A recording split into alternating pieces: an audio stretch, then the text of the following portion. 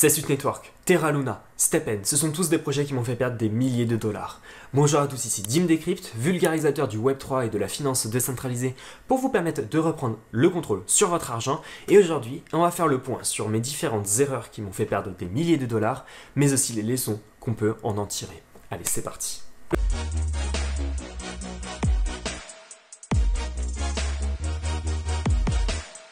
Alors, le premier projet qui a vraiment amplifié le bear market, c'est Terra Luna. Alors, on va pas revenir sur cet événement, ça a été un événement catastrophique. Lorsque j'ai commencé à investir sur Terra Luna, franchement, j'avais une très grosse conviction.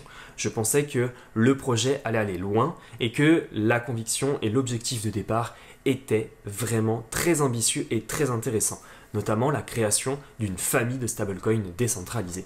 Bref, on ne rentrera pas dans le sujet, j'ai toute une vidéo dédiée, sauf que, eh bien, lorsque l'UST a commencé à se dépeg de 1$, bien, à ce moment-là, j'étais en famille. Et quand j'ai vu ça, je me suis dit, bon, allez, ce n'est que passager, franchement, l'équipe, elle est derrière, et ils vont remettre tout ça, et puis l'USDT a eu les mêmes expériences. Et quand j'ai vu que l'UST a commencé encore à chuter, je me suis dit, oula, là, ça va aller très très loin. Donc du coup, je me suis dit, je vais convertir un peu d'UST en dollars et j'ai dû récupérer à peu près 500$, alors que j'avais 1000 ou 1200$ sur de l'UST. Sauf que j'avais aussi des Luna dans des validateurs, je ne pouvais que les récupérer que 28 jours plus tard. Donc j'avais environ 5000€ sur les validateurs. Donc, je ne pouvais que les regarder. Cette fois, ça y est! Oh mon Dieu! Accroche-toi bien! Je les laisse, au final, c'est de l'argent perdu. Nous avons eu Celsius Network. Et là, Celsius Network, c'était un peu plus complexe, car j'ai commencé à y investir dessus en 2018. J'en ai fait d'ailleurs une vidéo. J'avais une grosse conviction sur Celsius Network, notamment de par l'équipe, de par sa géographie, de par sa régulation, parce que c'était une société régulée et réglementée aux États-Unis, par la SEC, etc. Bref, il y avait vraiment quelque chose de sérieux. Il y avait vraiment quelque chose pour y croire. Et quand j'ai commencé à y investir, j'ai vraiment déposé 70% de mon portefeuille dessus. Et j'ai laissé ça pendant 1 an.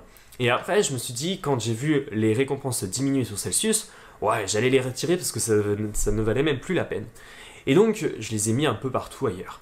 Et entre-temps, j'ai ramené un peu de mon entourage sur Celsius Network parce que je me suis dit, c'est une société facile à prendre en main, c'est une société qui est réglementée aux États-Unis, donc il y a de quoi avoir confiance. Sauf que, à quelques mois après le Terra Luna, eh bien, j'ai vu que Celsius Network se cassait la figure. Donc, il y avait quelques rumeurs sur Twitter. Et là, je me suis dit, bon, c'est que des rumeurs. Et une semaine après, j'ai mis du temps à réagir, mais je me suis dit, non mais attends Dimitri, ne refais pas les mêmes erreurs que tu as pu faire avec le Terra Luna. Si tu peux les appliquer, applique-les maintenant.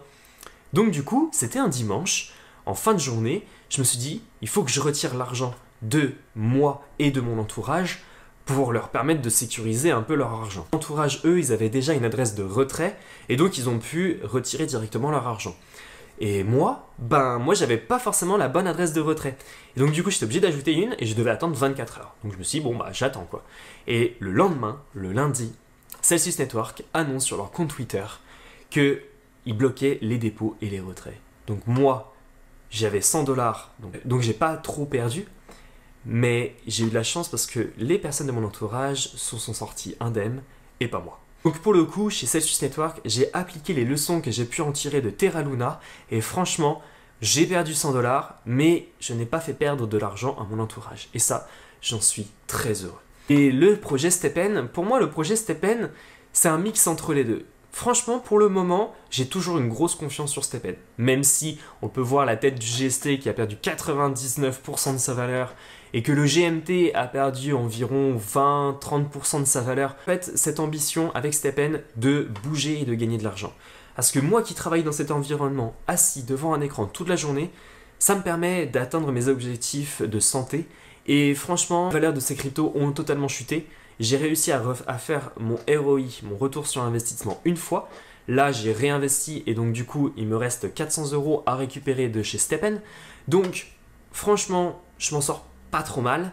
Et même si la valeur des GST et des GMT chute, je sais très bien qu'en l'utilisant couramment, je vais pouvoir récupérer mon investissement même sur du long terme. Après, je sais très bien que la majorité des personnes qui regardaient ces vidéos ont perdu beaucoup d'argent et je tiens à m'en excuser parce que franchement ça me fait mal au cœur, mais en même temps je me dis que ce sont des projets dans lesquels j'avais confiance et dont je voulais vous en parler parce que j'avais cette confiance. Maintenant, c'est à vous de faire vos choix. Et notamment, c'est pourquoi ces 3 erreurs m'ont permis d'en tirer des leçons et des leçons qui vont durer dans le temps. Notamment, la première leçon, c'est de ne pas mettre tous vos œufs dans le même panier et de se focaliser sur du Bitcoin et de l'Ether, sur une ledger, point final. C'est pas un conseil en investissement, mais c'est juste que c'est ce que je fais et je sais très bien que c'est sécurisé. Ensuite, si vous voulez générer du revenu passif, il faut absolument prendre des risques en conséquence. Et donc, quand on voit des APY à 1000%, et c'est ça ce fameux risque en fait. Et donc, prenez en mesure ces risques en conséquence de votre investissement. Donc sur Terra Luna, j'avais perdu environ quelques pourcentages. Donc ce n'était pas la totalité de mon investissement.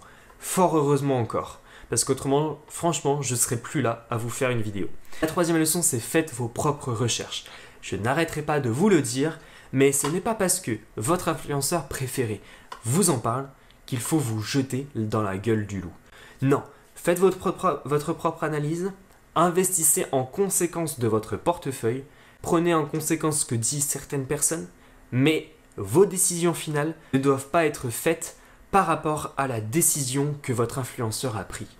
Et c'est vraiment important parce que après vous aurez des remords et vous allez vous dire « Ouais, j'ai écouté un tel, j'aurais peut-être pas dû ». 4e leçon, c'est aussi une très grosse leçon que j'en ai tirée, c'est le FOMO. Ne faites pas du FOMO. Le FOMO, c'est quoi? C'est du Fear of Missing Out en anglais. C'est la peur de manquer des opportunités, la peur de manquer le train.